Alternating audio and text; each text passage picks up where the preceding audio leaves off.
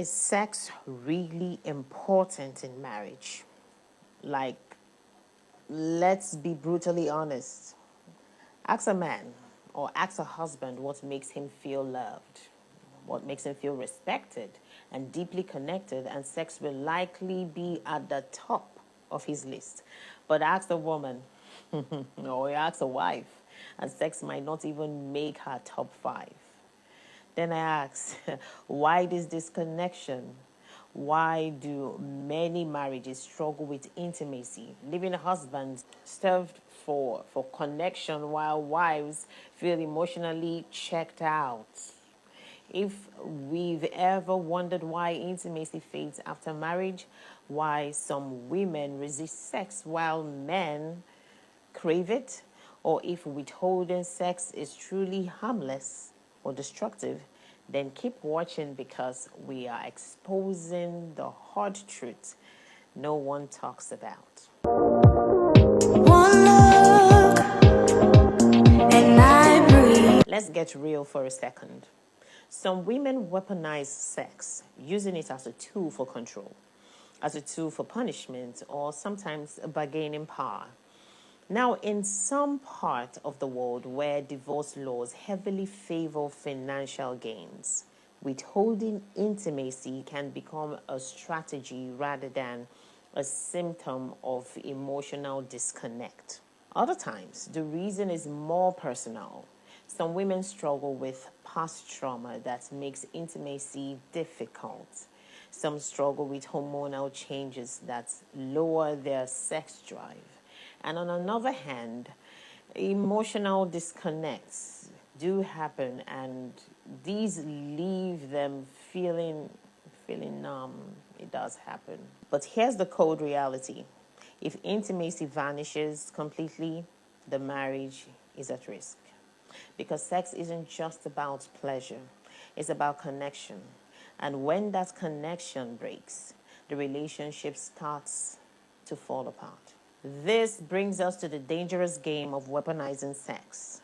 Ladies, ask yourself this. If you knew you couldn't gain anything by withholding sex, will you still do it? I mean, it's just a simple question. Will you still do it? If the answer is yes, it's time to rethink your approach. The moment sex becomes a bargaining tool, it creates distance between you and your husband. It creates resentment that grows over time. It creates insecurity that makes him feel unwanted. Now, think about it. Why do you get married? Or why did you get married? Sex wasn't meant to be a reward for good behavior. It was supposed to be a natural part of love, intimacy, and commitment. If you no longer feel desire, don't avoid the issue. Just address it. What you can do instead, communicate. Communicate. Tell your husband if something feels wrong. Whether it's physical, whether it's emotional or mental, just communicate. Recognize marriage as a partnership. That's number 2. When you said I do, you committed to both the struggles and the victories. So if there are challenges, both of you should share that challenge and resolve it. Respect the commitment. If your husband is loving, if he's responsible and faithful, why should he have to beg for what should be given freely in the first place? What should be shared in the first place? You may want to drop a comment and let's talk about it if you believe honesty is key in marriage. Now, why is sex so important to men? A lot of women ask, why do men crave sex so much? Some even try to reshape their husbands into a version of masculinity that fits their comfort zone, assuming that their desires for sex is excessive or unimportant or just a man thing. But here's the reality. Sex isn't just about pleasure. It's about validation, love, and emotional connection. Secondly, a husband who feels sexually rejected will feel emotionally abandoned. Thirdly, a man who feels desire for his wife is more loving, protective, and present in the marriage.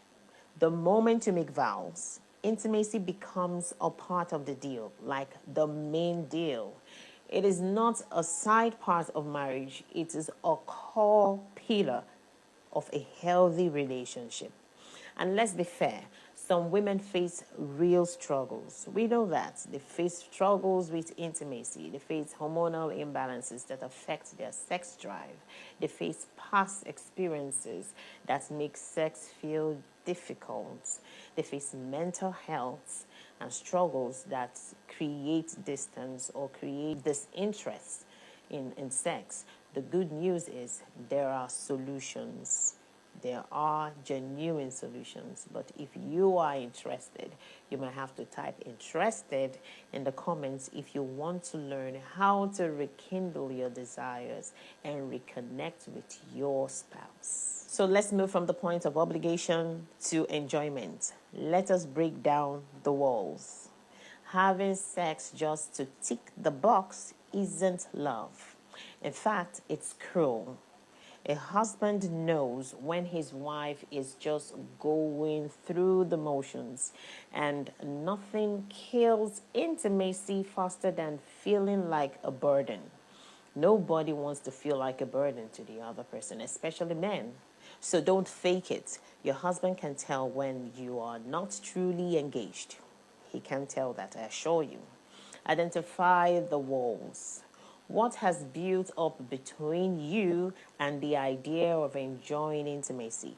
Find the root cause and address it immediately. Make a choice. A thriving marriage isn't one where only one partner is happy. Both people should feel desired, valued, and emotionally connected. Drop a love emoji in the comments if you believe intimacy is a vital part of marriage. So here are my final thoughts. Keep the fire burning. At the end of the day, sex isn't just physical. It's an emotional connection. It's a bond. It is also a reflection of the health of your relationship. Imagine having a relationship that's sickly. If your relationship were to be a human, would you love to see your relationship that sick? If your husband is a good man, a man who loves you, provides for you, and commits to your marriage, he feels the pain of rejection. The earlier you knew that, the better. A lack of intimacy is never just about sex. It's about feeling wanted.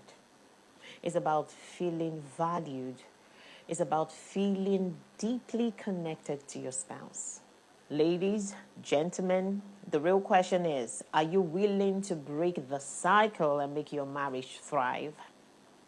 You might want to comment below and let's talk about it.